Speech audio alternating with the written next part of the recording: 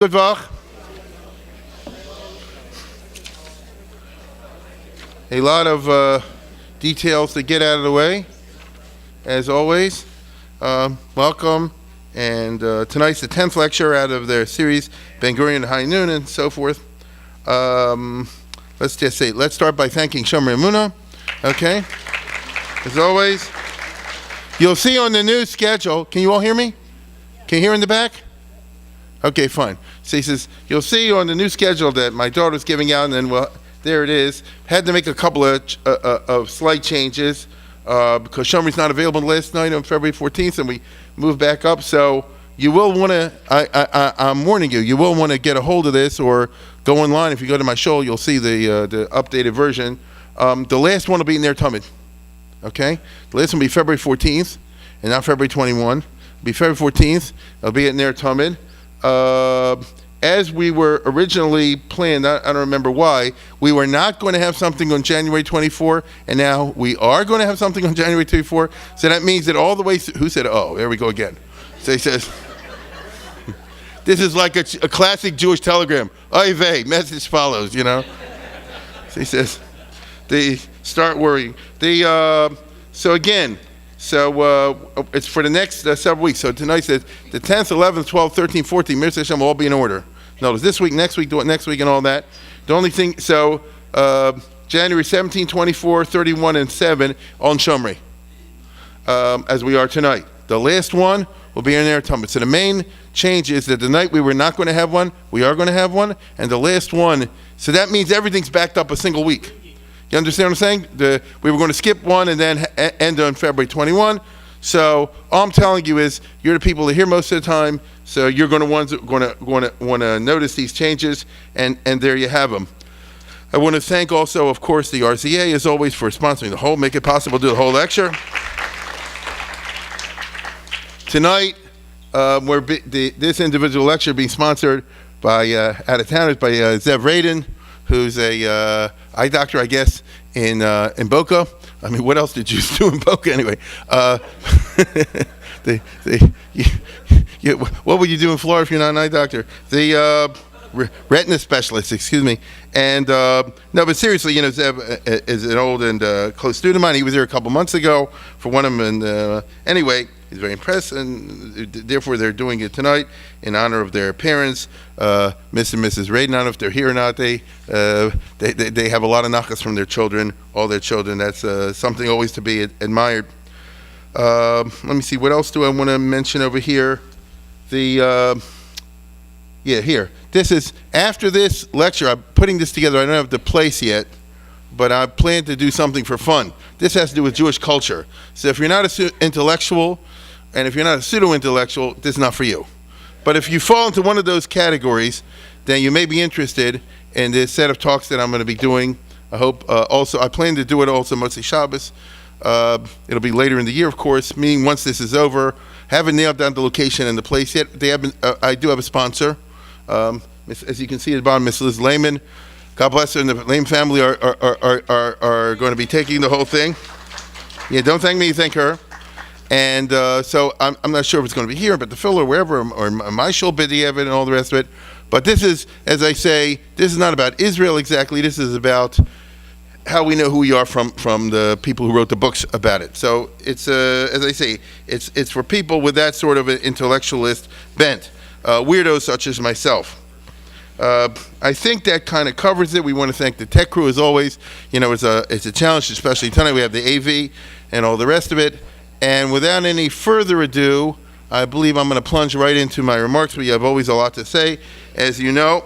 And tonight we're talking about Israel and Judaism. The two terms are not exactly identical. Tonight's topic is of the series Ben Gurion Ered High Noon, Israel and Jews in 5761. Tonight's the 10th lecture, which boils down to Ben Gurion and the Jewish religion, or me, who's a Jew, Jewish state and Jewish religion, in the years 1957-61. Somebody always pointed out that this question and problem is still with us today. That is true, but I'm not talking about today. Maybe in my last talk I'll talk about today. I'm talking about what happened when it first popped up in a very interesting and typically Israeli bitter way in Ben Gurion's time in the second half of the 1950s. And so, without any further ado, let me plunge into my remarks.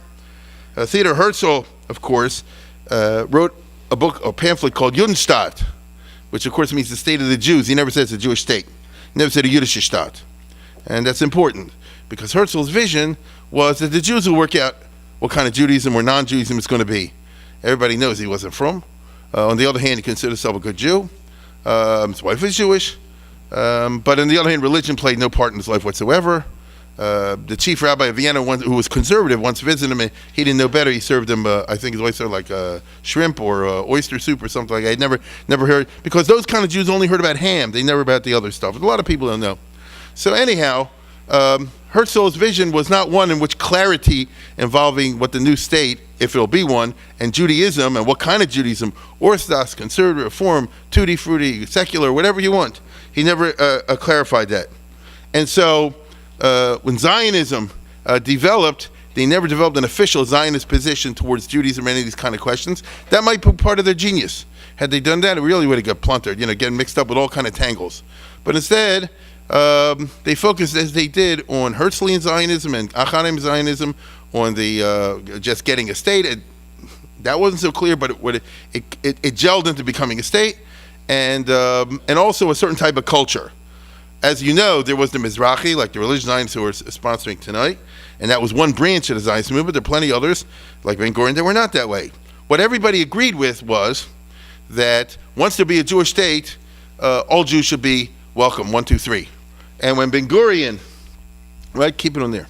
So he said, don't keep it on me, just keep it totally on there. When Ben Gurion proclaimed the state in 48, the first rule, I mentioned this the other day, they did after they signed the Declaration of Independence and before they adjourned, because it was just about Lichtbenchen time, it was Friday. So first thing he said is, we just want to pass the first rule, and the first rule is that all the laws of the British are in force, okay, because you can't have a chaos, except the white paper. So that what that meant was, from this moment on, the law that says Jews cannot come into Palestine is abrogated. But the legal definitions, technicalities, they didn't deal with them on that day, because they had a war to fight. That night, Tel Aviv was bombed, and the Arabs all invaded, as we know. And right away, it was just a matter of cultural consensus that Israel be unique in that, unlike other countries, it's instant citizenship. Correct? You go to America, go to France, any other country, it's 3 years, 4 years, 5 years, 6 years, 10 years process before you can get your citizenship, right? Take in America, I think it's still 5 years. It's a resident alien, it's a green card, it's this, that, and the other, till you go through the hoops until you finally become a citizen. Israel never had that, at least not for Jews. They had it for non-Jews, have like that. Correct? If you're not Jewish, you want to come to Israel, I'm talking about the law. He said, if you're an American Christian, let's say, and you want to move to Israel, there's formalities to go through, and you go through some kind of process, and it's so and so many years, and this and that and the other, and eventually, I'm talking about from the law point of view, you can become a citizen of Israel. But if you're Jewish, it's boom. It says there's no other country like that. I remember reading many years ago, a book about a Russian Jew who, this is quite a story, and I think they wrote this in the 70s, and he was I'm going to go to Israel. He was an Olympic swimmer or something, a very good swimmer, but he couldn't swim out of Russia because the place where it would be good near Turkey was very heavily covered by the Russian police, minefields and all that sort of thing. They knew people would try to swim away. And so this is amazing, but this takes us back a few years ago when you had the communists, not like today. And so being a major swimmer, he dreamed up a plan that he would go to Vladivostok, all the way in the Far East, and would join a Russian fishing boat, reinvent himself as a fisherman. And when the fishing boat gets close enough to Japan, he'd jump off and swim 20, 30, 40, 50 miles, whatever it is, because he was such a fantastic swimmer. So in other words, imagine that crazy thing. And even, what about the sharks? He learned Hilchos sharks. He studied up on this, so he became a total bucky. This is a real story. He learned that when a shark goes like this, you go like that, and there is such a thing, right? So if you don't know what you're doing, they'll eat you, but if you know what you're doing, they won't. This is a true story, and he did do it. He got himself this in the 70s. He got himself in some kind of a fishing boat situation, out in the trawler fleet out of Vladivostok, and they went to so and so many miles off of Japan, and he jumped off, and he did swim there. And, crazier stories have happened, I think. Anyway, And when he got there, he was dripping wet, and he turned himself to the Japanese police, and they said, "You're Russian? We got to hand you over to Russia." He said, "Don't do that. That's why I ran away. You're a Russian citizen. You got to do it." He said, "I want to go to Israel." He says, just tell Israel I'm here." So he told the Israeli embassy, and a guy shot, this is what he writes in the book, a guy that shot from the Israeli embassy, he said like this, he told the Japanese police, "Here's the guy's passport. He's a citizen of Israel." The Japanese said, "Fine, get him the heck out of the country right away so we won't have to worry about it." And that's what they did. So there's no other country like that. So this was, So this, now, if this was another venue, I would say, and today, he's a major Rosh Hashiva in B'nai Brak,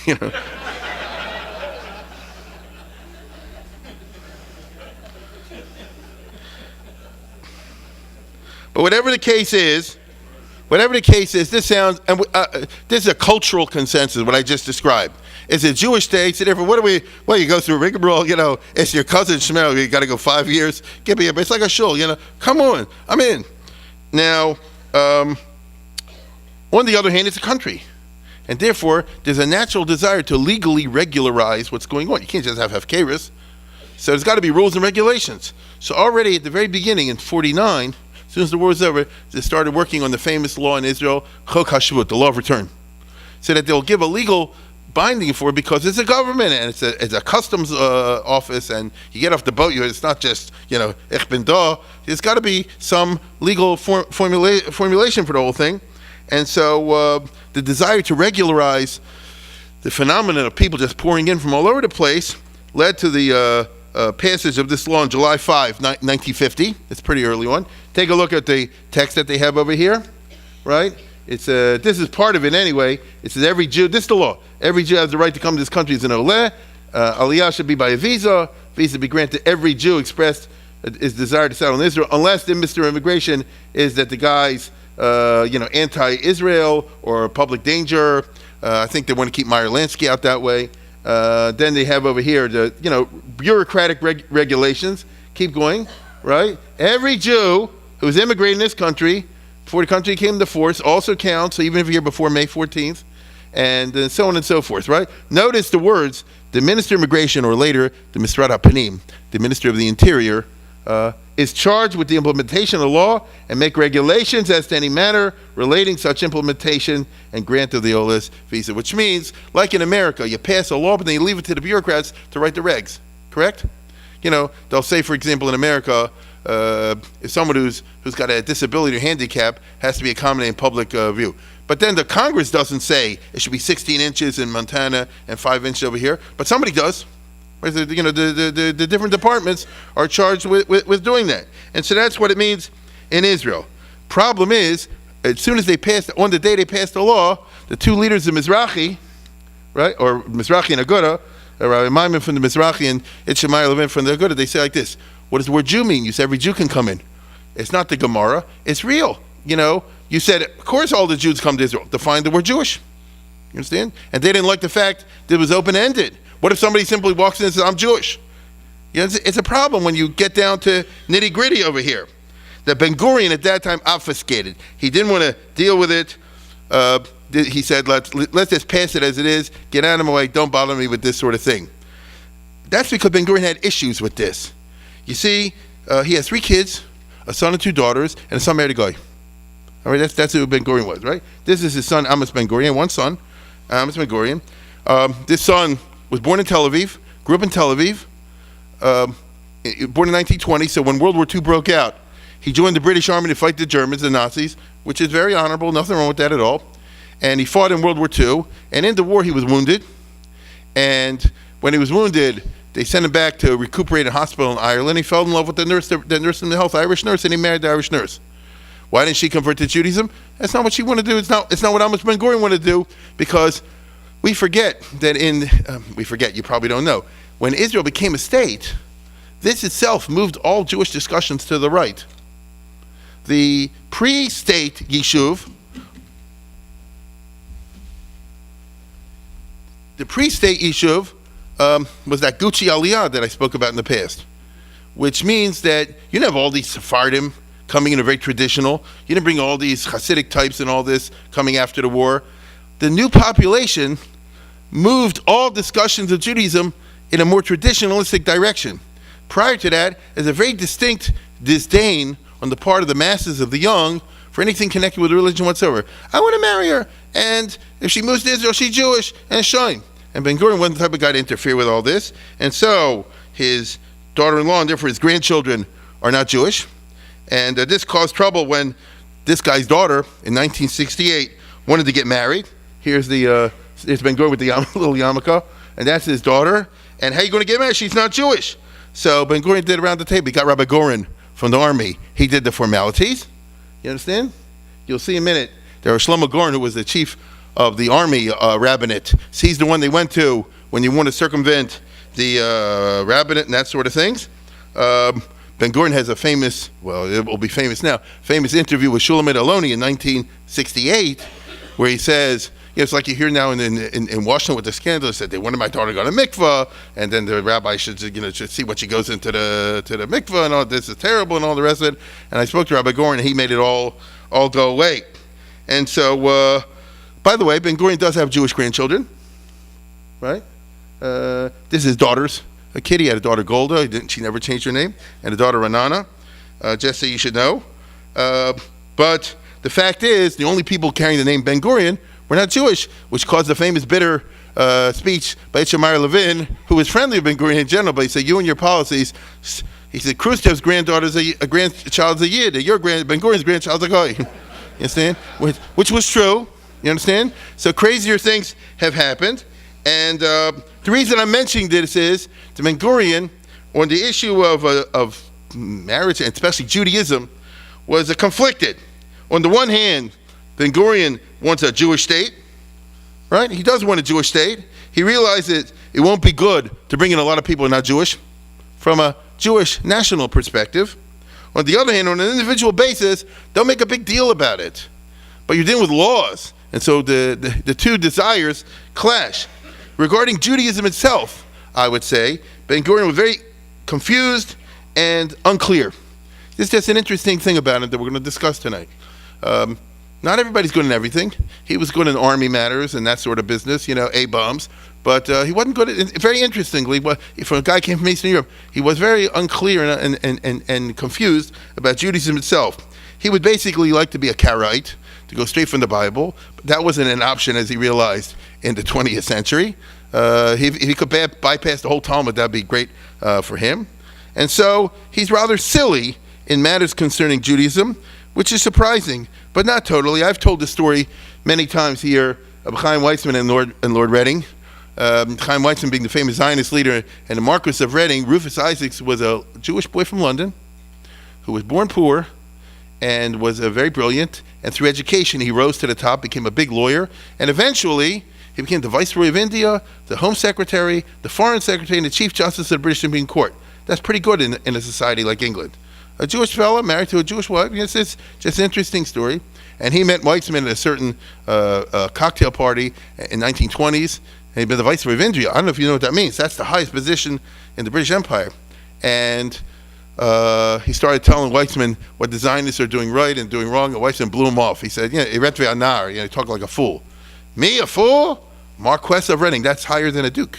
Viceroy of India, and so on and so forth. And Chaim Weizmann very famously said like this. He said, everybody is a combination of smart and dumb. Some of us are 50-50, some of us are 60-40, some of us are 40-60, some of us are 90-10, 90 smart, 10 dumb, some of us are 10-90, correct? It's a fact. The only thing is like this, where do you pour it in? So you, the Marquis of Reading, no question, you're definitely a 90-10. You're 90 smart and 10 dumb. Everybody's a little dumb. He said, you're 90 smart, 10 dumb. Problem is, the 90 smart of you lavish on the goyim. The 10% that's dumb of you, that's you bestow upon the Jews. So when we hear you're talking dumb, which is true of a lot of Jewish millionaires, right? And big figures, true?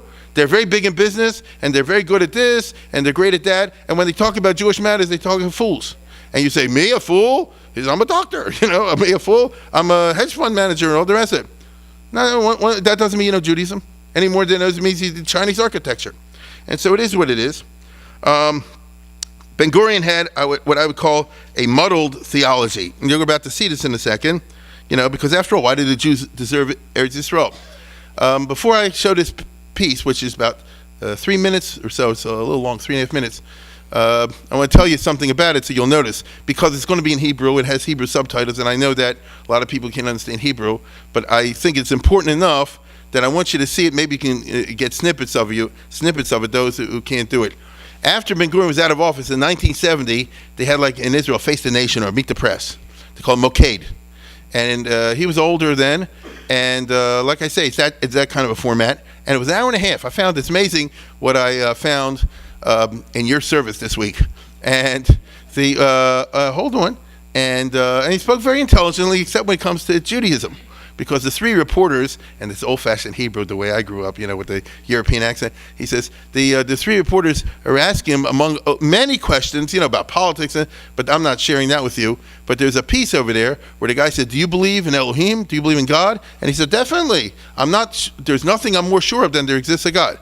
Do you talk about the God of the Bible? Oh, yeah, the God of Moses. Oh, no, I don't believe in that, And it goes back and forth. He says, so why do the Jews deserve Israel? We've been here for a long time. We were kicked out, but we never gave up. The guy said, yeah, but so what? What is it? Why do you? What gives you the right to Israel? He can't say this is the land God gave to him because that's where he's coming from. He said, I'm a Spinozist or something like that, I believe in the God of thing, which is not true because he didn't know Spinoza more than anybody else. I have a very good friend who's the professor. I sent it to him. He's a professor at Hopkins on Spinoza and stuff like that. To a dummy, you're a Spinozist. To a Spinoza, you're not. But it doesn't matter. But it doesn't matter because what it means is, you see, he's got a Jewish heart, but it can't make it come together. He can't make 2 and 2 equal 4. And it's very fascinating in this regard. And therefore, as I say, try to make out as much as you possibly can. It has Hebrew subtitles. And with that, let's take it away.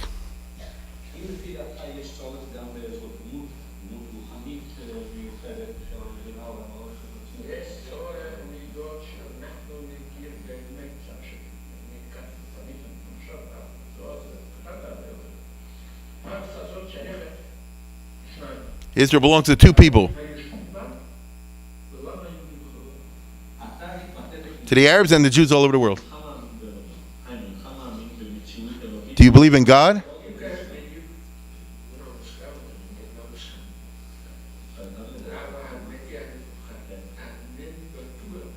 I'm not sure of anything as much as I'm sure of God.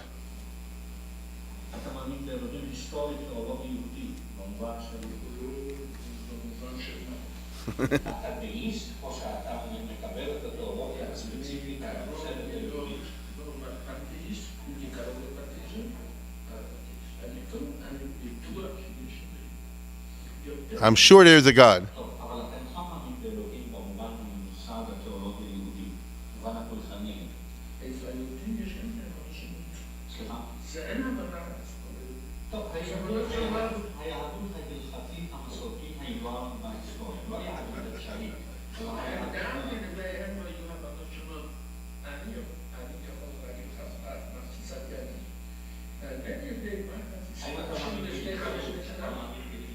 See the confusion?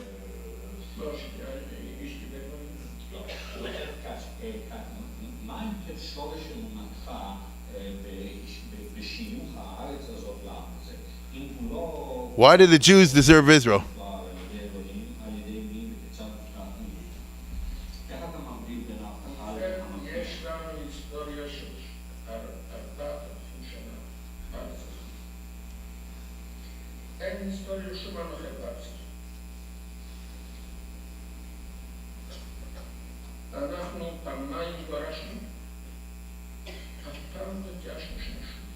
We're kicked out of Israel, but we didn't give up.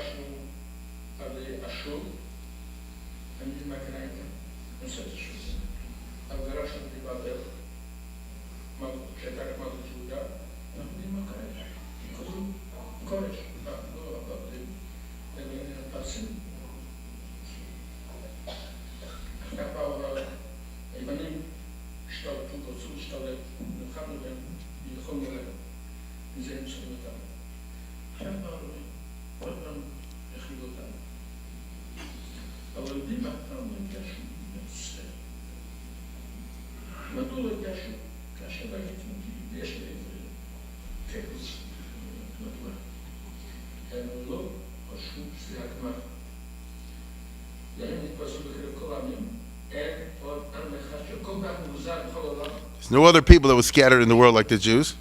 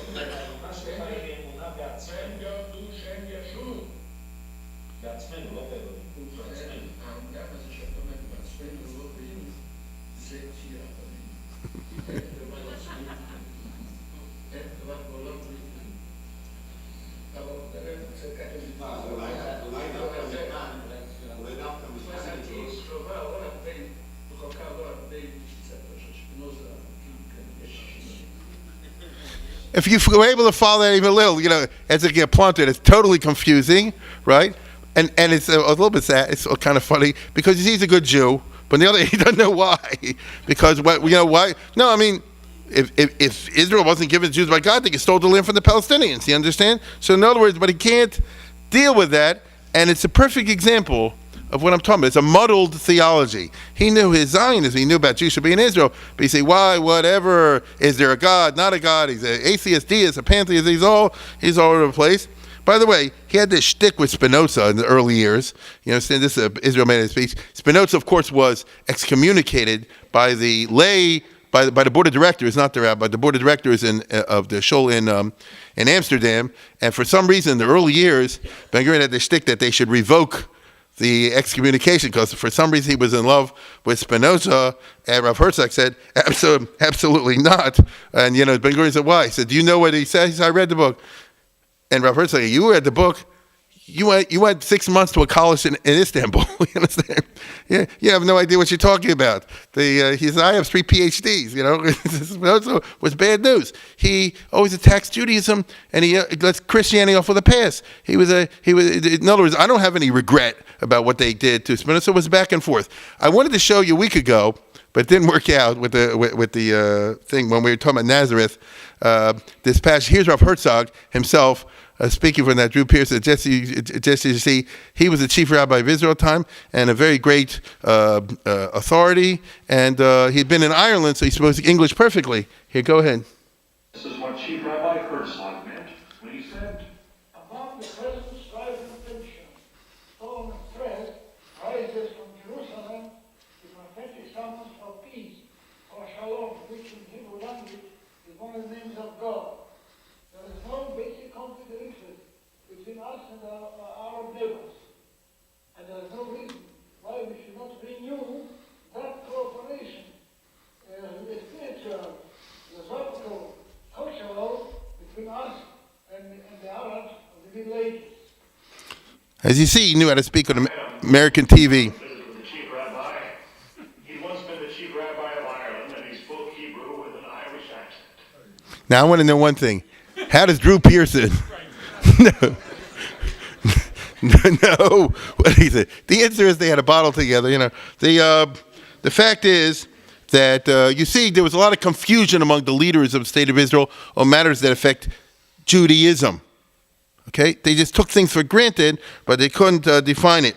Now, this is exactly why Ben Gurion used to like Rabbi Goren. Before I show this, I came across interesting things. In America, there used to be a show, This Is Your Life. So it turns out there was such a thing in Israel also, called Chaim Sheka'ela. And that's amazing. And they did a thing back in 1972, I think, on Rabbi Goren, who was the chief rabbi of the Israeli army for many years. And he was very successful at that position. Then he switched to civilian. It's like a punter, Then he crashed with Avad Yosef and the others, and he had a very unsuccessful career. Let's put it that way. But one of the things they did on this show was they interviewed. They like on This Is Your Life. This person comes on this person, and they interviewed Ben Gurion, who was an old man at the time, just before he died, actually.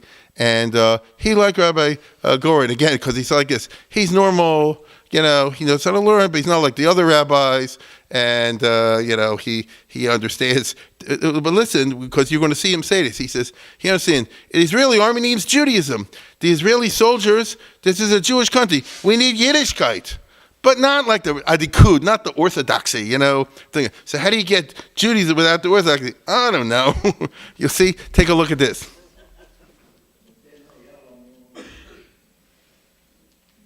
Wait, a chashuv, a person. גם כיהודי טוב וגם כאיש מוסרי. זה הרב גורן. גורן שכאז. כן. הוא היה למדן גדול, אבל יחד עם זה הוא הבין דברים אשר רבנים רבים לא הבינו. והם לא פעלו כמוהו. נוסף לזה הוא היה גם מסור מאוד לעניין הצבא. הרב גורן ערך מסע התעוררות בצה"ל, התעוררות לתודעה יהודית. אתה חושב שזה חשוב? Religious campaign in the army. נכון הדבר שחייל לוחם צריך וגם ללחם לפעמים נגד החוק. וככה היה בימי חשמונאים, ככה היה בכל הימים, שחייל צריך לדעת שהוא יהודי, מה זה יהודי? אומנם יהודי יכול להיות כאלה ברשימה זה יהודי, ויכול להיות יהדות. Aduk means orthodox. אבל שחייל צריך לדעת מה זה יהודי, בלי שום ספק. והרב מימון ורב גורן היה כזה, שהוא היה מסוגל להסביר לא רק הצד הזה שזה הרבנים, אלא מה זה יהודי. שהרבה חברי שומר הצעיר הורידו בפניו את הכובע. As respect. בגללו. כן, זהו, מפני שהוא הבין מה זה מין יהדות, לאו דווקא הדקות. Right. So he's all confused. He says, I like him because he's a Jewish guy. He is Orthodox, but he's not Orthodox. In other words, in the classic line, he's from but not too from. That's what everybody in the world wants. Now, it's interesting because, as I say before, if you want to be honest about it, Ben Gurion and Goren, Rabbi Goren agreed on a unified army, which was in opposition to the leadership of many, especially Mapam, especially Aaron Sisling, who was the leader of Mapam, who said at that time, and in this long show about Goren, he says that Sisling told him, he says, I'll supply you with cholent and tefillin, the soldiers, and you guys make a separate religious unit and eat cholent all day and put tefillin all day and leave the rest of us to do whatever we want to do. You understand? And Ben Gurion said that's obviously crazy. It's not going to work out. I want to tell you something interesting. This guy, Aaron Sisling, as I say, was the leader of the Mapam. He has a grandson, Yiftach, who last year made a Sima Shas in Kibbutz Ein Charod, meaning on the kibbutz, because it was the yard site of Aaron Sisling and so forth. And then he's a Rosh Hashiva in Rechasim, if you know what that is. That's the Bnei Brak of the north and so forth. And he said, my grandfather was a good guy. He just got a little bit off there. It's almost funny the way these things turn out in Israel. But, this was a big fight in 1948-49, I should say, because what happened in the 48 war was that in the course of the fighting and the drafting of everybody, a number of cases happened where from soldiers were drafted, and they went, first of all, the officers said, what's that funny payas and stuff like that? So they cut them off, like the German, you know what I mean? They shaved their beards and the payas against their will, and when the soldiers wouldn't work on Friday night, because they felt they didn't have to, they arrested them and threw them in the brig. And it was just left a whole bad taste throughout the whole country. And Ben Gurion said at that time, this is not going to work, we got to figure something out. And he asked Rabbi Maimon, and he said, can you get me a normal rabbi, And he said, I got this guy Goren. And he sent him in there with the idea that it should try to make a unified army, which wasn't so easy. The Mapam said at that time, they said, this is Kfiyat Datit. They want basically, Ben Gurion said like this, look, everybody have to keep kosher. In the army, I'm talking about. You have to keep kosher. And they said like this. He said, how come you're giving in to their demands? You're not giving our demands. And Ben Gurion said like this, it's not against your religion to eat a kosher sandwich. You understand? It is against his religion to eat a ham sandwich. You can't do it. It's not going to hurt you to eat a kosher sandwich, in the army. It was a famous sort of thing. And Goren did a lot in the army in the 50s, you got to give credit. And in my understanding, Sahal remains today the only Kehillah in the world. I'll tell you what I mean by that. Because it's very interesting. Take in Baltimore. You're in Shomer Emunah. You don't like what somebody else is doing in Baltimore? You don't have to. You're in your own shul. You don't like what Shomer is doing? They're going too far to the right, to the left. Join, make your own, leave. Make your own shul. It's a free country. That's what we do. And so we don't have a Kehillah. Everybody does his own thing. You don't like what the Vod says over here or this Vod says over there? Make your own. You don't have money? Then shut up. Then complain. But you can do what you want. And therefore, I don't have to make any compromises for you, and you don't have to make compromises for me if we don't choose to. You get it? You want to show everybody be like this, I'm going to show that. You want a JCC, it'll be like this. I want a JCC, but I don't have to do anything. Same thing in State of Israel. There's a certain amount of religious coercion. You can't get married without the rabbanut and all that. But other than that, everybody can be as religious or not religious as they wish. Because if I don't like what you, I'll move away or I'll do whatever I want. And consequently, if somebody asks a posek, a shaila, ever since the last 100 years or so, you can poskin the question for the people that are that you're talking to. You don't have to take into account, if you don't wish to, whether other people in the community can keep this, because other people in the community aren't interested in what you're saying anyway. They're not from, they're treifs or they're whatever, or God forbid they're Mizrahi or something like that. You can do whatever you want. The only place in the world that I can think of in which you have to get along, whether you like it or not, is the Israeli army. You get it? If you have a unit and these guys are drafted and they're stuck, then what do? There's a whole very fascinating genre of literature coming out in the last 20 years. Maybe you see it when you go to Israel. I do, called Army Shilas and Shuvas. I don't know if you ever noticed it. I picked it up here and there, a few volumes, and it's fascinating because you can't make Shabbos for yourself. You gotta get along. For example, I remember just off the top of my head. I remember the guy is a Shaila. You're working in the army and you get the Torah. You have to serve food in the it's by rotation. So you have to serve food, let's say for lunch, in line. The guy's not gonna make a bracha. If you want to be strict about it, you can't give food to somebody who's not gonna make a bracha. You're helping somebody do an avera. But what are you gonna do? It's the army. You're gonna tell somebody they're not gonna feed you? You understand? In other words, so what do you do then? Now, if this was civilian life, then it's like this. Don't hang around that person. Just take care of your own thing. You don't have to get involved with someone else's affairs, and only deal with people who make brachas or whatever you feel like. But for the army, you have to figure something out. What do you do for Shabbos? What do you do for kashrus? What do you do for Yontif? What do you do for all the things? You can't just say, I'm doing this. The unit needs you, maybe on Shabbos, maybe some other time. How do you work it out? That's a kehillah that we used to have in Jewish history for many centuries, which we no longer have today. That's a kehillah in which you have the whole ketoris in there. The good spice, the bad spice, the whole business. That's the old, I'm talking about old school, that's the old model of the Chazal long ago, which doesn't exist in the last 150, 200 years. Now everybody has their own. You have Satmar does Satmar way, Lubavitch does Lubavitch way, Mizrahi way, the Aguda does the Aguda way, Ner Yisrael does this way, Lakewood does this way. Everybody can make for themselves. The idea that you're compelled to work something out is an old idea, and it did obtain in the Israeli army. So you got to figure something out. The general approach of Goren was to try to, work these things out in such a way that you win the approval of the other side instead of trying to shove it down the throat. You see, over here he became a paratrooper. Why did he become a paratrooper? When he went around to all the units at the beginning, so he went to all the units. So we went to Ariel Sharon. This was the commando unit, the paratroopers. And he said, there's not a single from guy in the whole unit. Why do we have to keep a kosher kitchen? He said, well, it's army regulation. No, if he would say that, they said, then the heck with it, get out of here. So Goren said like this. So he said, all right, I'm going to join your unit for the paratroopers, and then you'll have a soldier that you need for him. He said, you're not going to join nothing. So he joined the paratroopers, he jumped and broke his leg. Because he didn't know. But I'm going to tell you, it's an interesting story. So he's in a hospital with a broken leg, and Ariel Sharon came in and said, you son of a gun. He said, but since you did, I'll give you a credit. I'm going to make a kosher kitchen. You understand? That's the way, you can do it all kind of ways, but that's the way he did it. You understand? So it's kind of very interesting over here. I would say in general, the approach of Rabbi Maimon and Goren was try to win these things. You see, there were actually Ben Gurion, I think, had no friends. if you know who he was. Maybe you can figure out by what I'm saying over here. He lived a very tough life, very ruthless with the politics and all the rest of it. He didn't have any friends. He had people who liked him and people didn't like him.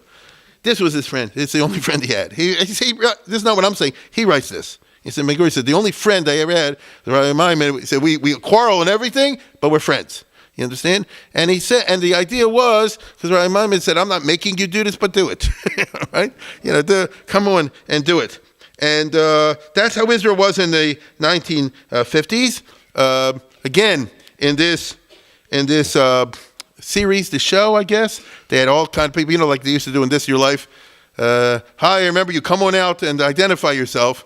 As a lady came out, it was a little uncomfortable. A lady came out, and at the first Seder, in the Israeli army, something like that. So Moshe Dayan was the general of that unit, and this the Passover Seder. He thought the way to make a Passover Seder, bring a belly dancer, So, like a performer. And there's Goran saying, well, you can't do that. And Moshe Dayan said, I'm the general, I can do whatever I want. You understand? So Goran's like this, okay, you do what you want, no problem. I'll go make my own Seder, that's all. He said, because you can't do it. Fine. And a day or two goes by, and then Moshe Dayan calls him up and he said like this, really, I don't agree with you, and I think you could do it. But I want you there, and I have my respect for you, so I'm going to call this off. You understand? This is the way I'm trying to share with you. This is a different experience than the American Jews had, or the Jews in Chutz La'aretz. In Israel, there's a certain way, if you press the right buttons with these chilonim, you could possibly get something done. If you don't know, then you won't get it done. So the idea that I'll do something for you and not for God, very typical Israeli from the 1950s. I'm reminded of a story I read, I think I remember correctly, from Rari Levin. Maybe you remember from the book, where he had this big following from the Irgun and Lehi guys that he helped in the British Times. I assume most of you know what I'm talking about. He used to go to the jails and all this, even though he was from, but they helped, and they were not religious, most of them. And I think he had like a 70th birthday or something like that, and they wanted to make him a party and a parade. They made a parade in the end, and they wanted to get him a gift, like something, a golden a scroll or something like this. And he told the guy, Shmulevitz, he said, if you really want to do me a favor, you don't have to do this, but if you really want to give me a birthday present, stop smoking on Shabbos. You understand? You don't have to, but he said, that would mean more to me. And the guy said, for you, I'll do it. You understand? And I would say like this is better than if you gave me Kesef Azov. Right? So they can he said, for him, I'll do it. Not for God. get that straight, right? And, not for the rabbis and all the rest of it, but for him, I'll do it. This is how things were operating in the religious, non-religious way in the 50s. They had also a very good story over there. You can go and find it. You'll see it yourself online if you wish, where they called someone out. And here we start to talk on more sensitive areas. A Gioris, Gloria Stewart. Now I'm telling what I saw on the YouTube the other day. And Goran said like this, to Gloria, I know her. We converted her way back when, whatever. And he did a lot of conversions. Better or worse, this was a famous or infamous part of his career. When we were in Israel, Rabbi Oberstein will remember, we met some people there. They were complete zero Yiddishkeit and Goran converted them. But hear this out. And this lady came there, and he said like this. He says, I know her name now is Galia, and the happiest day of my life was when she got fired. He said, from her job. What does that mean? He said, I guess he converted her. She had a job on the TV as a TV announcer. Young, attractive lady. And then she went work on Friday night at Kos Shabbos, and she got fired. He says, finally, as someone that really meant what they said, say what they said, that they would become religious. And he said he went to the head of the TV thing, and he says, "Lo yitachen, this is impossible. In the Jewish state, someone should come and convert from another religion to Judaism. They get fired because they're keeping Shabbos, And so she got her job back. At least that's the story they told over there. I share all these little vignettes to try to give you a little bit of a picture of a world that's quite different than today. Quite different than today, both in Israel, quite different than today, obviously, in Chutz La'aretz. Now, the unclear wording of the Chok HaShuvah, the law of return, was an accident waiting to happen, because they didn't bother to define who's a Jew. In the first years of the state, interestingly, it didn't pop up much. Who were the great majority of the hundreds of thousands of immigrants pouring into Israel in the first years of the state? Exactly, it's from the Sfardim, from Yemen, from Iraq, from North Africa. It's no non-Jews there. You get what I'm saying? You don't have a situation of, there's no intermarriage, and you have no situation where it's a couple where the father is for example, Moroccan Jew and the mother is it doesn't happen. If it happens, it's 1 in a million. So it wasn't a big issue considering the character of the Aliyah, of the masses of people that move in there. But by the mid-50s, things start to change. In 1956, and afterwards in 57, 58, 59, 60, 61, there was, take a look at this, right? Okay. There was an uptick in the number of immigrants. Some more, some less. Many of these came from Poland and Romania. That's what happened. Wasn't as much as could have been. It's a strange story because there have been about 100,000 Jews who were really Polish, but the borders changed back and forth with Stalin after the war, and they got stuck in Soviet Russia. And after Khrushchev came into power, so as a new communist government came into Poland, and by the time the dust settled, the Soviet Union sent about 90,000 of these Jews from Soviet Union into Poland. So Poland said, I guess, what are we going to do? So go to Israel. In other words, they let many of them go to Israel. So about many of these that you see on the charts are different Polish Jews. Now you're talking about a different population. Now you're talking about people coming in the late 1950s. Now you're talking about people who survived the war, maybe in Soviet Union and place like that, many of whom are situations in which it's a Jewish guy married to a non-Jewish woman. She's Ukrainian, she's Russian, she's Lithuanian, whatever it is, and Polish. You get it? And now they want to move to Israel because anybody get out of Poland, anybody get out of Russia.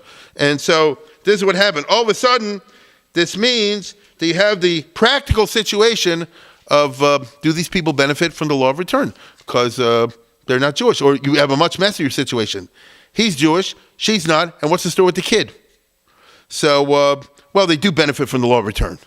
Meaning, Israel says, as far as the physical fact of letting you in the country, if Hitler would punish them, that's good enough. It's not exactly a logic, but we all understand that emotionally, correct? Hitler regarded anybody with half Jewish, part Jewish, a Jewish husband, a Jewish this, as Jewish. If he would kill him, then that's good enough, at least to let him into the country. But what about the ID cards, the Teudat Zahut, which religion is a key marker of identity, and you can't help it. That's the way the Middle East goes. In Israel, to this day, when you have your ID card, which is not like America, you have to have it at all times because it's a security zone problem. We in America are spoiled. Baruch Hashem, you walk around here and you don't have to carry an ID card. Although really the truth of the matter is with your credit card and your license, they got you wherever they want you. But the fact of the matter is historically, it's not part of the American tradition to actually carry around ID documents, right? But in Europe, it's not like that. In most countries in the world, it's not like that. And it always has been. You have to carry your cards around all the time. In Israel, for obvious security purposes, they want to know, am I dealing with who? What do you mean you're dealing with who? He's an Israeli citizen. Yeah, but what kind of Israeli citizen? So what are you talking about? Let's cut the baloney. Are you Jewish? Are you a Christian? Are you a Muslim? That's what boils down. Are you Druze? Are you Circassian? This is immediately how they classify you. Now, in modern liberal parlance, this is what we call racial profiling. Yup, that's what they do in Israel. We all know this. This is one of the reasons why, thank God, you don't have any attacks at the Ben Gurion airport, correct? It's not pretty, but it works, right? It's not the only thing they do, but it's an important component of their security check apparatus. So the fact of the matter is, in Israel, your identity is going to be determined to a considerable degree by the card you carry. If the card says Jew and the person's not a Jewish faith, the kids might be non-Jews, but they're going to go around in Israel, and when time comes when they get married, they go to some local rabbi, and some rabbi, and they'll say, let me see your Teudat Zahut. It says you're Jewish. That's good enough, and you're married. And the fact of the matter is the person's not Jewish. And so they think they are. You understand what I'm saying? So in other words, if you have a girl, for example, of whose mother is not Jewish and father is Jewish, and she's going to be identified as Jewish, and she's going to marry someone, actually they're not Jewish. The Ben Gurion is a big deal, but it's not a. Do you let them pass? That's the question. Do you just let them pass in society? So yes, says Ben Gurion. He said, look, they're already here. Speak Hebrew. They're part of society. Let them be batal b'shishim. No, the heck with it. I just told you before. You saw from the interview, he has a post-halachic mindset. Correct? It was unclear, it's muddled, it's confusing, it's self-contradictory perhaps, but this is what it is. They're in Israel, and after all, this is 1957. There wasn't a large group of people that weren't Jewish in Israel at that time, right? This is the Ben Gurion era. There wasn't a lot of tourists or anything like that. Everybody ran to was Jewish. Close your mind and think of, for example, Tel Aviv in 1957. Everybody's Jewish. The Arabs are up in the military districts, governed by the army. They didn't have the shtachim, right? They didn't have the occupied territories. It was the old state of Israel. They didn't have large numbers of, European tourists and that sort of thing. You're going to run into Jews 99% of the time. So there'll be, this is how Ben Gurion thought, so there'll be a girl here and a boy there and a big deal, they'll be batal in the larger number. No, says the Mizrahi, the National Religious Party. This was the strong man of the Mizrahi, Chaim Moshe Shapiro, who was the Minister of the Interior and many other positions till he died in 1970. He was the boss of the Pol Mizrahi, different NRP.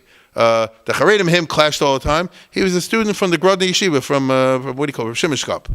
So that school of thought, and the Mizrahi guys, and it's interesting, tonight, as I say, our sponsors are the RZA here in Baltimore. This goes to the heart of who religious Zionists are. In the old days, the attitude was we can compromise on everything except Jewish identity. Okay?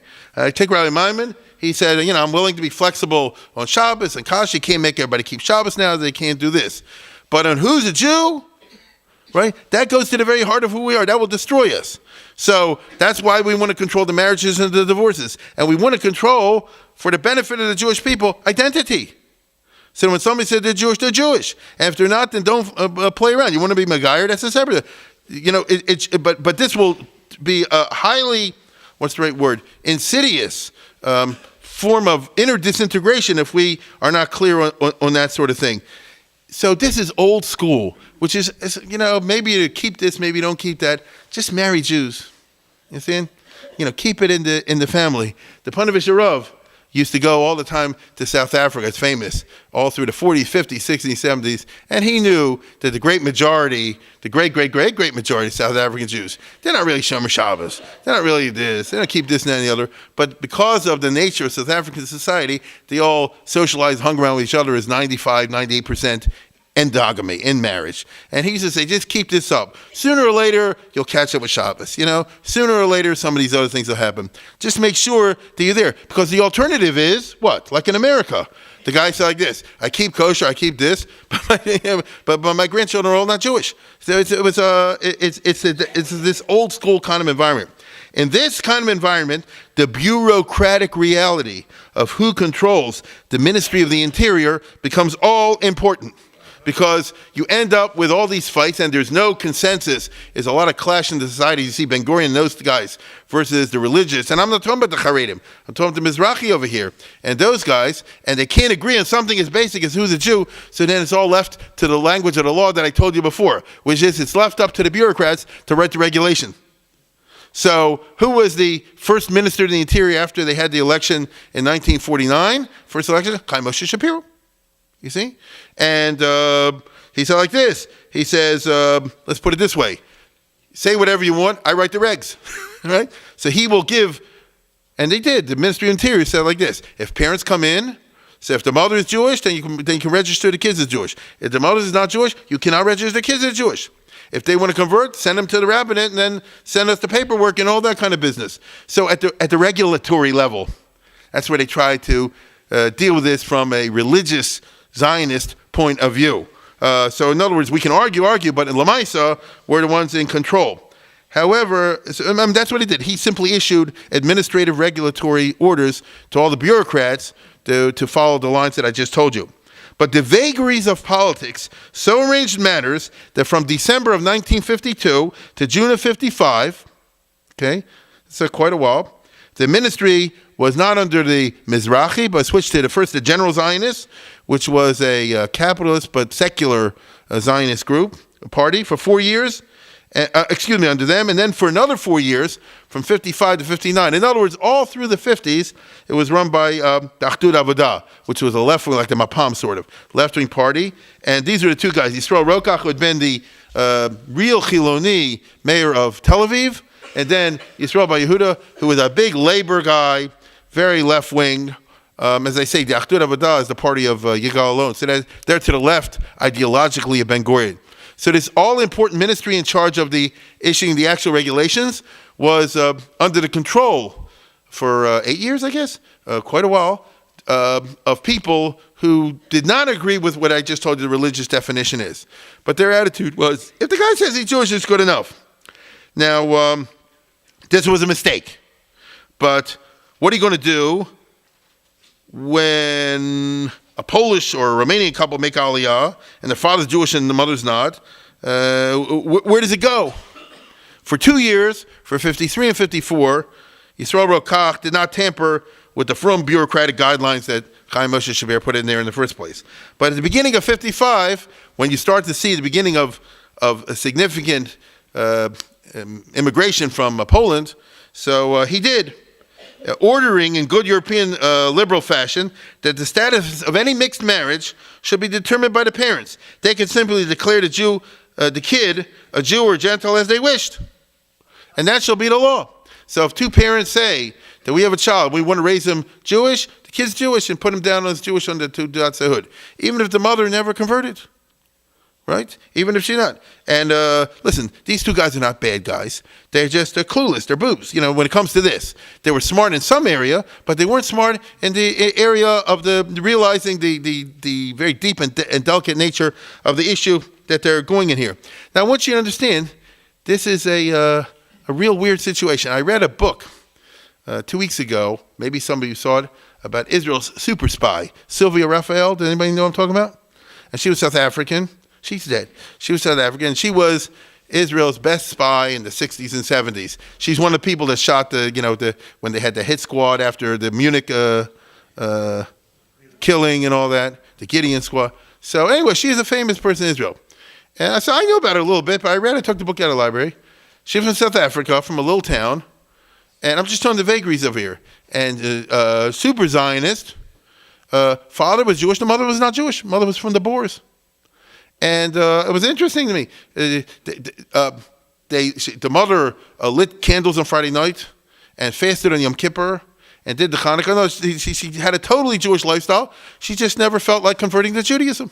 I have no idea why. And so she was brought up, this girl, in this intensely Zionist environment. And she totally identified with the state of Israel and risked her life in the 60s and 70s on these super dangerous missions on behalf of the Jewish people, on behalf of the state of Israel. And she wasn't Jewish. You understand? Now, in the end, because it's a long, long story, she got caught and she was in Norway and she ended up marrying this Norwegian guy. And neither of them were Jewish. They just worked on a kibbutz. I'm telling you the weird isms that arise once you start trying to get down to the level of writing rules and regulations applying to real life situations. So Ben Gurion would probably say, I guess, she's Jewish. Look, she totally identifies with us. That's good enough. And so there you go, back and forth. When Rokach did it, the first guy, in the beginning of 55, it was a bureaucratic circular, not read by the public, so it did not raise a hullabaloo. You understand? No, he just sent out a message over here. There weren't that many people involved in 1955, and so it didn't get traction as a political controversy. But on March 10th, 1958, okay, a week after Purim, Yisrael Bar Yehuda, who was the Achdut Avodah Sar HaPnim, he was from the left-wing Socialist Party, Minister of the Interior. He made a speech in the Knesset, and he announced these new guidelines in this speech in the Knesset, which of course put the whole question into what we call the Reshus HaRabim. Instantly, the Mizrahi, the National Religious Party, was up in arms, complaining to Ben Gurion and saying, well, you're tampering with the status quo. They demanded that he revoke the orders and restore the old bureaucratic orders of Shapiro, meaning put in the Frum guidelines. The two people that were the big fighters in this was Chaim Moshe Shapiro and Zerach Warhaftig, who was a big mach in the Mizrahi movement. He's the savior of the Mir Yeshiva. I don't know if they write that in the books anymore, because now they fudge everything around. He's the guy who got to, I want to tell you something. He's the guy who got to Sugihara. You understand? You know that, right? He's the one who got him to Shanghai. You understand? Now, they don't like to write anymore because he was a big Mizrahi guy and all this sort of thing, and he had bitter fights with Baron Cutler. It's a whole long business. But he's the one who got those certificates, Curacao and all that stuff. So he's just an interesting guy, but eventually moved to Israel. He's a big Mizrahi guy, and he was bitter fighting this battle of Mihu Yehudi. You understand? Changed back to the old guidelines. Now, Ben-Gurion, this is 1958, Ben-Gurion says, calm down, form a committee, see if we can come to some kind of compromise. So that was March, April, May, June. By July of 58, it's clear the Mizrahi's not backing off. And Ben-Gurion wasn't used to a situation in which the Mizrahi's not backing off, because usually that's what happened. He petulantly refuses to change, Ben-Gurion. He digs in his heels, and the Mizrahi does also. Ben-Gurion says, this is not about halakha. The Mizrahi says, yes, it is. A week later, because neither will give in, the Mizrahi ministers resign from the government. This is the first time it ever happened. The Agudah may sometime resign. The Mizrahi didn't resign from the government.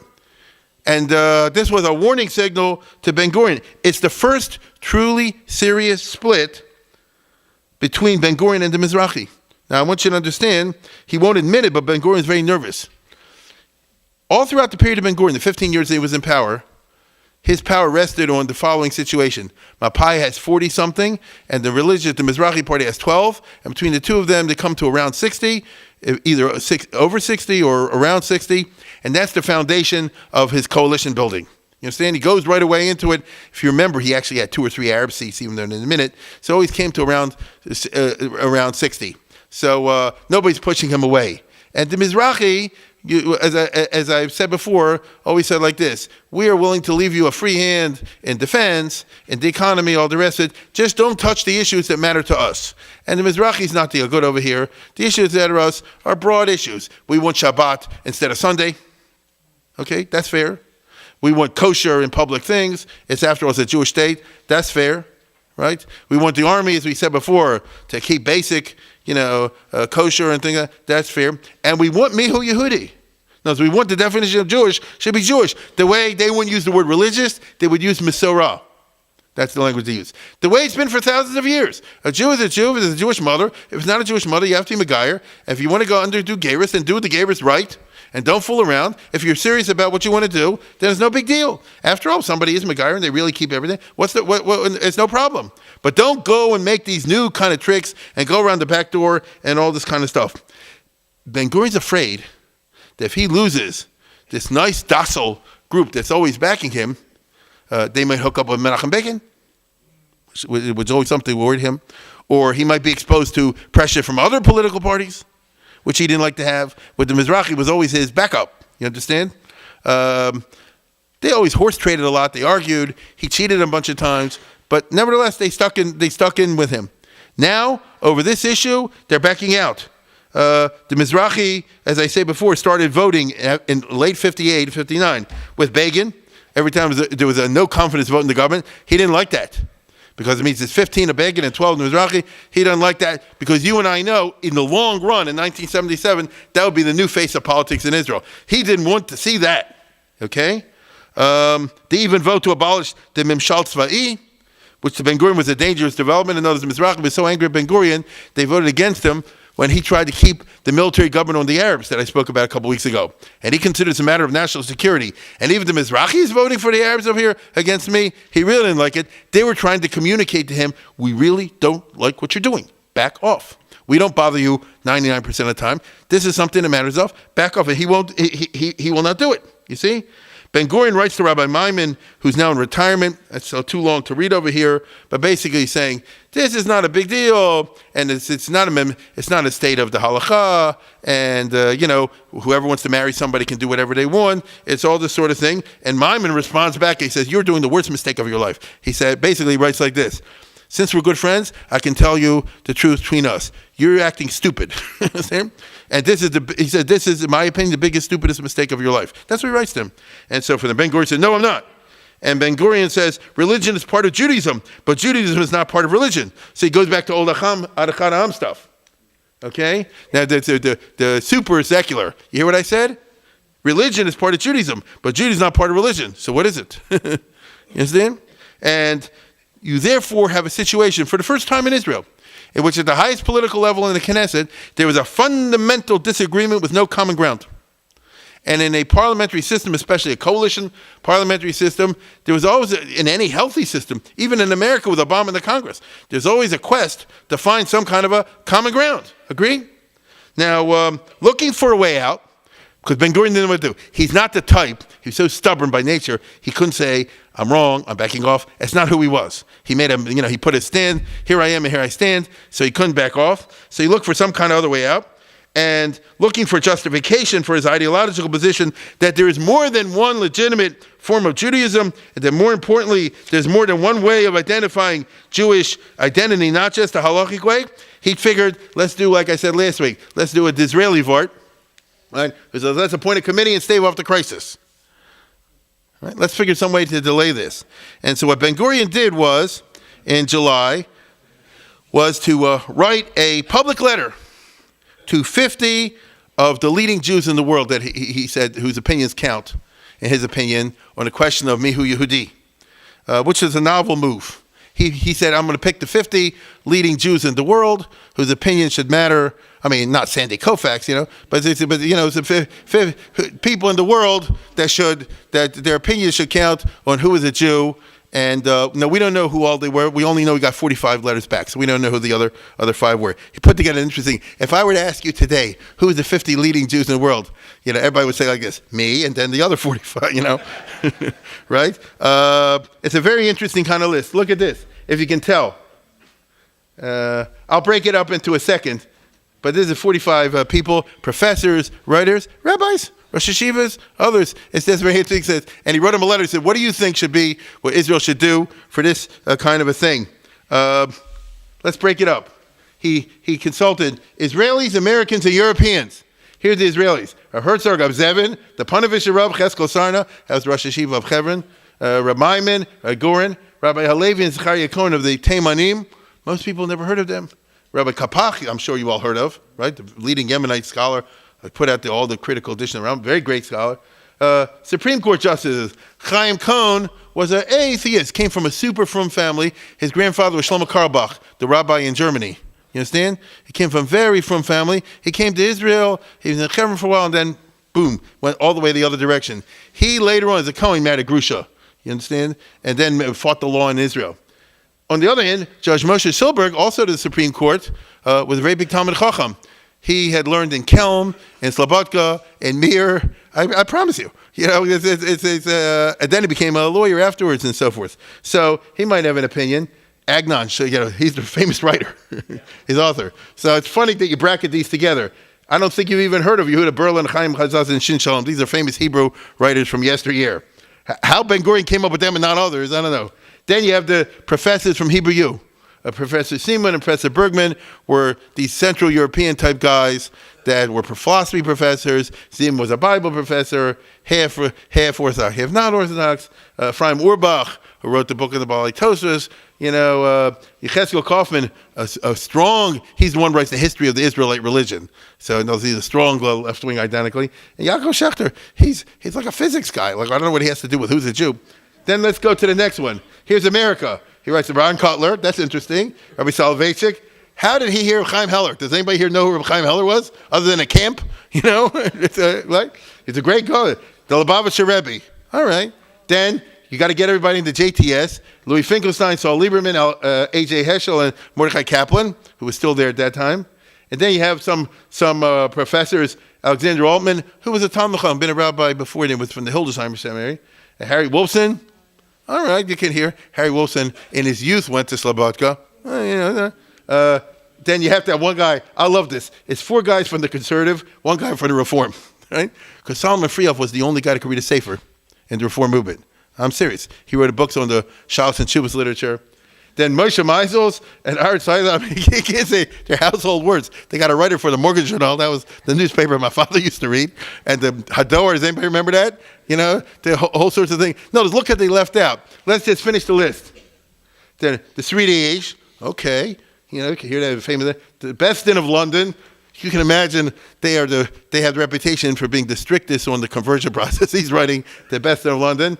The Chief Rabbi of France, of Rome, of Livorno. Why Rome and Livorno? Of Amsterdam, and Professor Lattis, and Professor Neher. Andre Neher was a Mizrahi guy. Leon Simon translated the writings of Achad Ha'am. I don't know what that makes him a big deal. And Professor Perlman and Baruch I never heard of. So it's an eclectic list. What's even more interesting is who's not on the list. Did he write a letter to the Satmar Rebbe? I don't know, right? And if the Satmar Rebbe wrote him back, what did it say? Rav Nisim is not on there. Why did he write to Herzog, the Ashkenazi guy, and not Rav Nisim? It's funny, on the. I'm sure, knowing what I know, a lot of people saw like this. Dear Ben Gurion, you forgot my address is so-and-so. You forgot to mention me. Well, listen, he didn't write to him, he didn't write to him, he didn't write to him. These are leading people at that time, whatever you want to say. Anyhow, what's interesting is, and by the way, here's the book. If you're at all interested in it, it's no secret. It's been published. The letters of Ben Gurion and the responses. The responses, of course, are the interesting part, right? And 38 out of 45 answered from. Isn't that interesting? No, it's 38 out of 45. Look, I got news for you. Around Cutler of Salvation. I mean, not that surprising. Not so surprising. You can imagine what some of them wrote. What are you even questioning this for? But 38 out of 45, that's a lot. They said that a Jew is a Jewish mother, or else you converted al pi halacha, right? And don't tamper with it. And the Reb Zevin writes to me, said, in earlier generations, a question like this couldn't even be asked, and so on and so forth. But 7, I guess, right, answer differently. Freehoff, obviously, and some other people in there. Now, really, you should say like this. The overwhelming consensus of the people that you picked said that you should keep it like the Mafdal wants, the Mizrahi will, which is that the child should be only registered as Jewish if he's halachically Jewish. But Ben Gurion tweaked the responses, and he digs in his heel, and he says, you see, not everybody agreed. There's more than one, So it's 30 out of 40. But some people agree with my interpretation. That shows you that Judaism is a pluralistic type of phenomenon. Ben Gurion digs in his heels, and he says, Zu Medina Zu Lo Medina Shal Halacha, Zu Medina Shal Chok, right? Which is a famous battle cry of the Chilonim. Israel's not a state of halacha, it's a state of law. And so we don't want to impose halachic categories in this area. Chaim Moshe Shapiro said, yeah, that's true, but this is different. Right? We're not passing a law that everybody has to be Shomer Shabbos. We're not passing a law everybody has to go to mikvah. We're not passing a law like that. Everybody got to keep kosher. But on certain things, you got to do. Even you, Ben Gurion, agree that marriage and divorce and things like this should be in the hands of the Rabbanut. And you do so not because you're religious, because you're for national reasons. This is one of those areas. Now, this is a strange parsha. To some degree, Ben Gurion is right. Let me explain. National considerations can modify pure halacha in certain specific weird cases. Nowhere was this brought out in 1958 as clearly as in the bizarre, heroic, and tragic case that occurred in Israel in that year, 58. And the case of this guy is very weird, Brother Daniel, right? Azar Rufeisen. I'm going to show you in a second. Again, I'm sorry, I only have it in Hebrew, but they had the subtitles, and it's very easy to read if you understand. Let me tell you out loud, and then you'll see it in there. This is something that you couldn't make up. Well, you can make it up, but it'd be hard to. Is a Jewish guy in Poland, in Mir actually, and from nearby, but he ends up there in the Holocaust. Born in 1922 to a regular traditional Jewish family in Poland. And in the war, he has all these crazy adventures in which he disguises himself as someone who's not Jewish, and he works for the SS or something like that, and he uses his position, his false identity, to save many hundreds of Jews, maybe 1,000 or 2, in Mir. One of the people he saved, I knew with the father of Malin, Betsy Malin. He used to come to my shul. So this guy literally was Moser Nefesh to save many. He acted heroically during the Holocaust, as we would say. And then a Jew told on him. Okay? A Jew told on him. And he had to run. And he escaped from the Germans, and he hid in a monastery, I think. And in the process of hiding in the monastery, became a Catholic, became a priest. Out of conviction, you understand? This is something he wanted to do. They didn't make him do it. And when the war was over, he said, this is where I'm staying. But he considered himself a Jew. And now it's 10, 11 years later, 12 years later, and Poland says Jews can now go to Israel. And he said, I want to go to Israel, I'm a Jew. He was a Carmelite priest, so their headquarters in Har Carmel. There's a monastery there. This is what he wants to do. And he said, listen, in my religion, I'm a Catholic priest. But my national, I'm a Jew. You know I risked my life to say, even now I would fight for Israel. And I want to live, I know it sounds crazy, but I want to live sufficient Yidden. Right? I know they're not like me. I'm not out to proselytize among anybody, and he didn't, and I'll help Israel best I can, but I'm a Jew. Now, here comes a funny business. Al pi halach, is this guy Jewish or not? You want to know the answer is he is Jewish, correct? If his mother is Jewish, he is Jewish. On the other hand, does he benefit from the Chok HaShvut? Is that what Israel had in mind when they did it? Or Jews with Jesus today or something like that, right? Whose mother is Jewish. You get it? In other words, national considerations, you can understand, l'chumra anyway, will trump the pure halacha. It's a nutty case, okay? Listen to the guy's self-description. It takes about 4 minutes. That's his name, the name he stole from the... Oh, it's in English, good.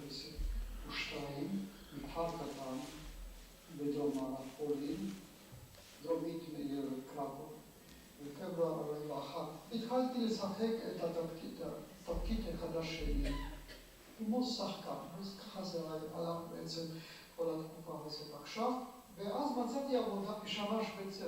בית הספר, וגם מקום החדר מגורים שלי, היה באותו בניין שבחלקו הייתה גם כן תחנת המשטרה בגולוסיה. כל אימת באו חיילים גרמניים או ז'נדרמים גרמניים, קראו לי לתרגם. מתווך בינם לבין הגרמנים. וכמעט כל הזמן היה צורך או דרך הטלפון או בקשר אישי לתווך בינו או בין שוטרים אחרים.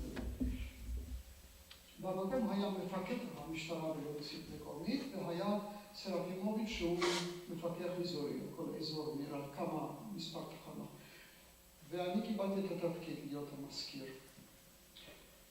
אז גם כן קיבלתי מדים של שוטרים בלורוסים, היו זה מדי אס-אס שחורים עם מנשטים כאלה אפורים פה ועם צווארון אפור.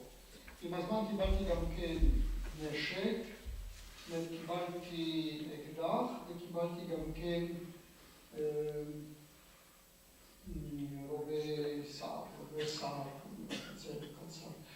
הייתי העיניים שלו והלשון שלו והאוזניים שלו, של המפקד הגרמני.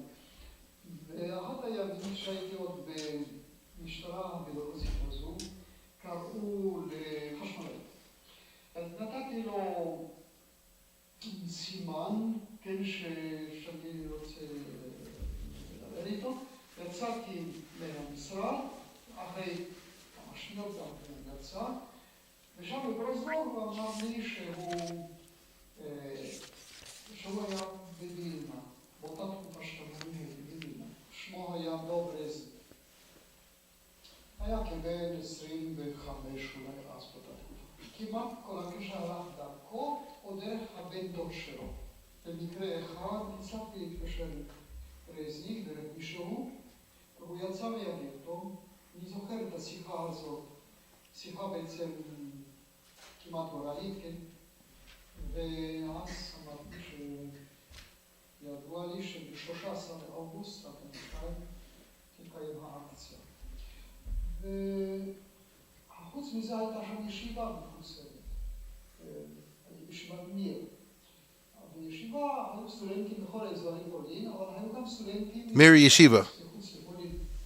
הנשיא השלישי במדינת ישראל, זלמן שזר היה איש מיר. יצחק טוניק, מבקר המדינה, למד בישיבת מיר. אני הודעתי לרזניק, אז רזניק אומר לי, אוסוולד, אנחנו מתכוונים להתוודע. עד לקדם האחרון, בתוך הגיר. ואז התחלתי להבריח את הנשק. כמעט ביום ביומו לקחתי משהו כדי להעביר לגטו. ככה העברתי גם כן תחמושת, די הרבה תחמושת, אלפים של כדורים. 5 אקדחים, 11 רובים, כמה רובי קלצ'ניקוב, 2, חצי אוטומט כזה, וכמה רימונים, מפות, מה שיכולתי, כן? גם ציירתי אותם בתעודות זהות ריקים, איכשהו חיסקתי, אני לא זוכר עכשיו איזו דרך חיסקתי. וככה, עם זה יכלו כבר לברוח. ואז אני הדלקתי רפורט שקיבלתי ידיעה שפרטיזנים רוסים עומדים לעבור הלילה באזור מסוים, בכיוון הפוך לכיוון היערות. כי היהודים מהגטו רצו לברוח לכיוון היערות. לקראת בוקר הגיע מיור S.A. ואומר בגרמנית כזו, לא השתמש בי כמתורגמן, הוא היה מלא גם רוגז וגם התרגשות ורעד כולו רעד.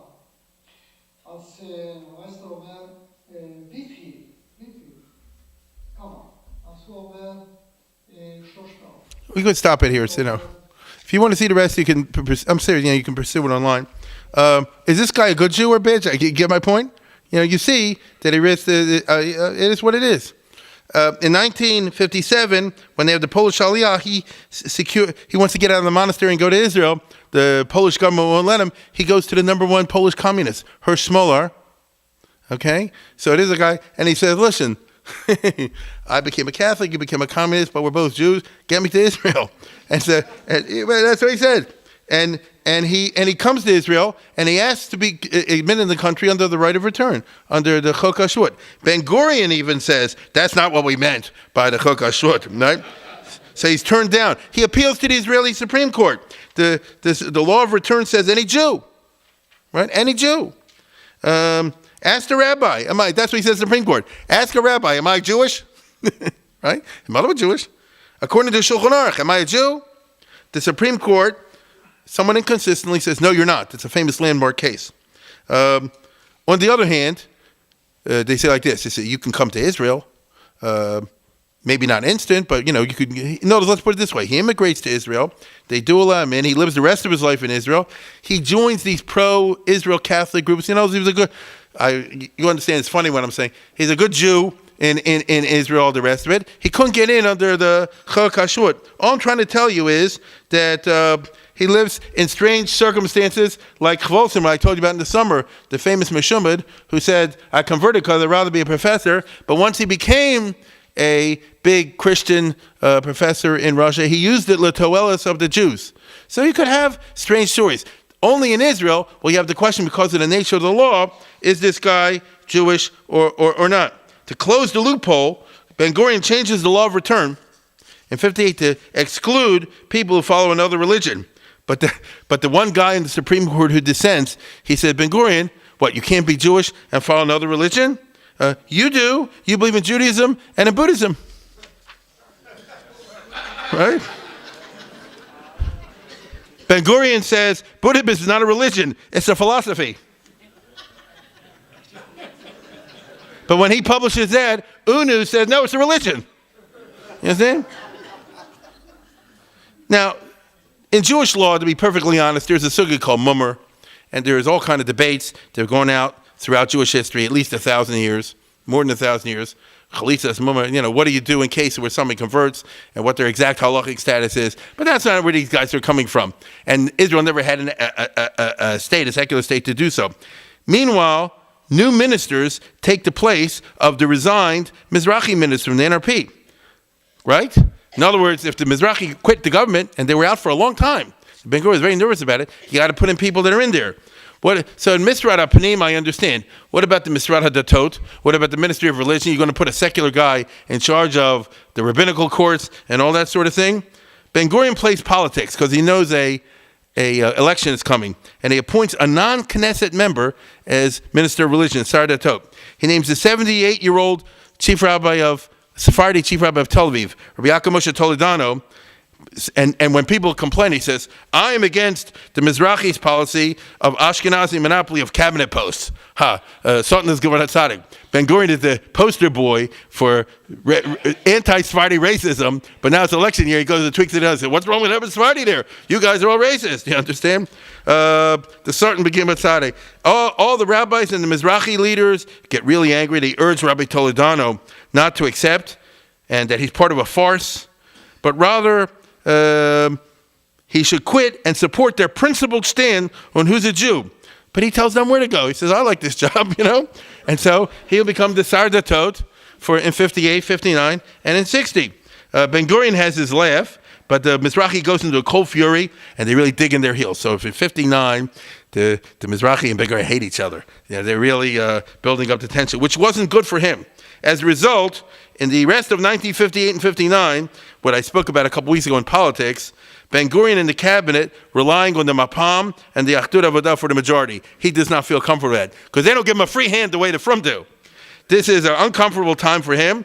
They do not want to support all his policy, and they certainly don't approve of his policy with Konrad Adenauer, and kissing up to Germany that I described to you before, even though Israel's getting for it. This is the famous crisis where they found out that Germany gave Israel the contract to make the uniforms for the German army. And so this is the politics of that particular time. Remember, this is 58, 59, when you have the Eisenhower Doctrine. Ben Gurion tilts towards the United States in the Cold War, all of which is not congenial to the Mapam, which is pro-Russia, and the Achdut Avodah, which is somewhat pro-Russia. In fact, the refusal of the Mapam and the Achdut Avodah to go along Ben Gurion's German policy is precisely what led him to resign in early 59 and call for elections. The elections were held at the end of the year. As I told you before, in 59 elections, Ben Gurion won a big electoral victory. He got 47 for the Mapai. Still, he now needs to assemble a coalition. In other words, he wants to bring back the Mizrahi, but he can't admit that he was wrong. He will not surrender to them, at least not formally.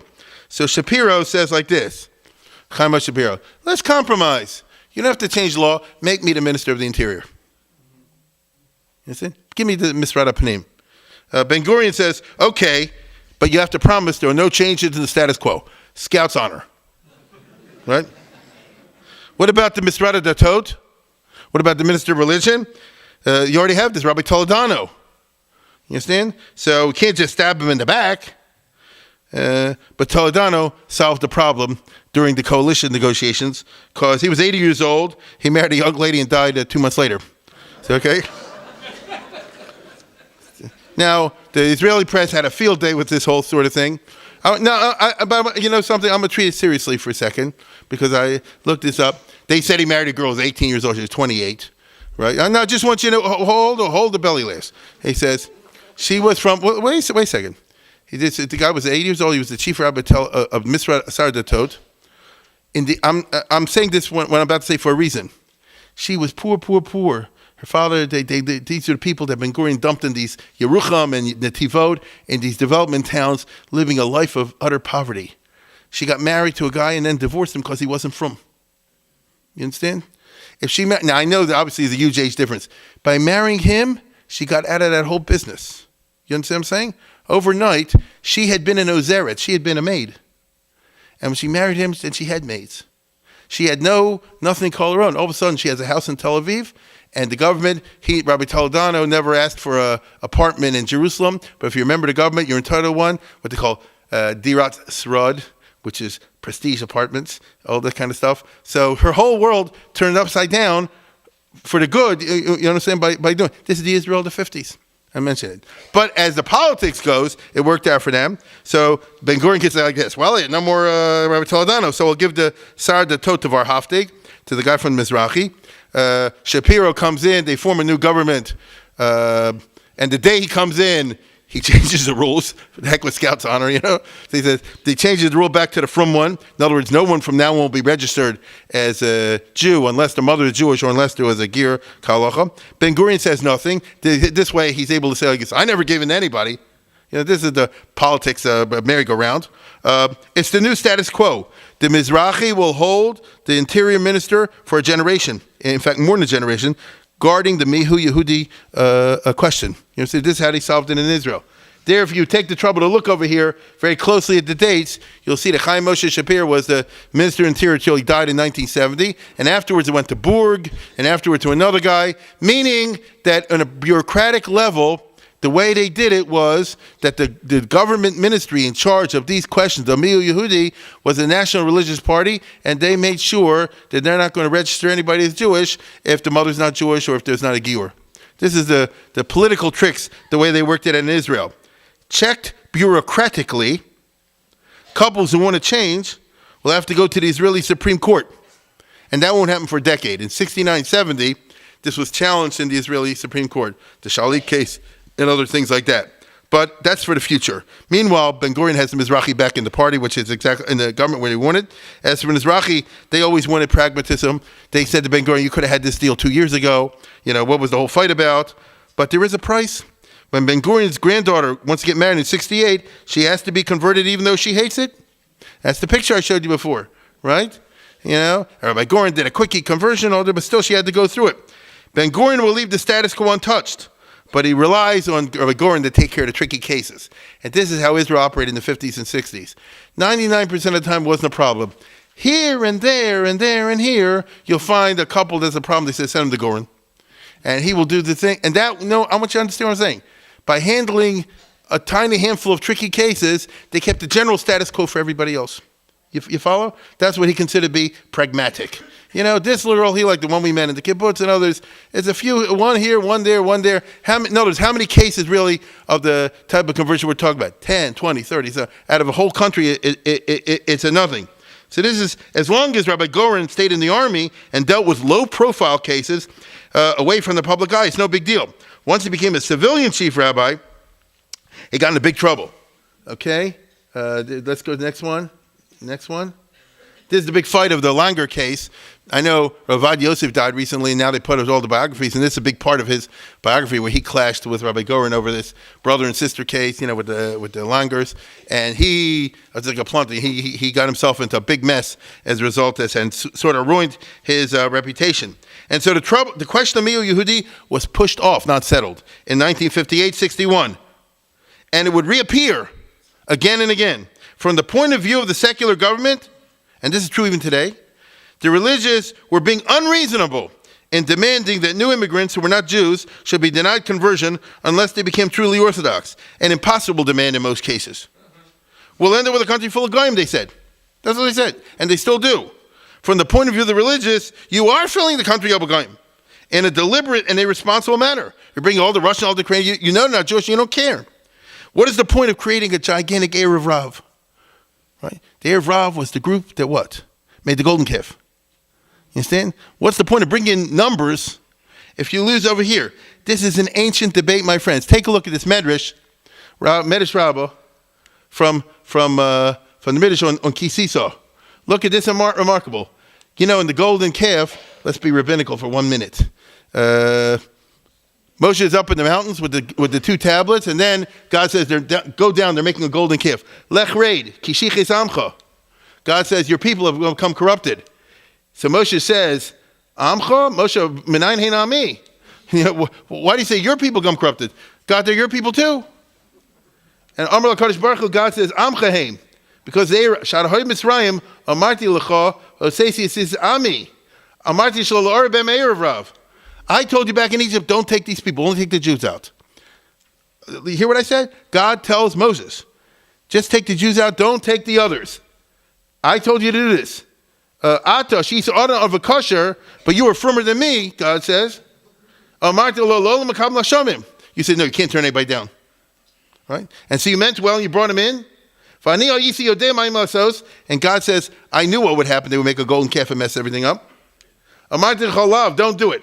And God says, I gave in to you. It says a remarkable medrash. He said, I said no, you said yes, I said have it your way. The Haim HaShasu is the ego. So this is an ancient text. The actual provenance of this text is 1800 years old when it was written. But it's like Israel in 1958 or Israel in 2015. It's a fundamental debate. It's an existential debate that you just see two sides, that there's no consensus. There's just two sides split on it. And it's one of the big problems that the state of Israel has today, and it's not going away. On that high note, I say good night.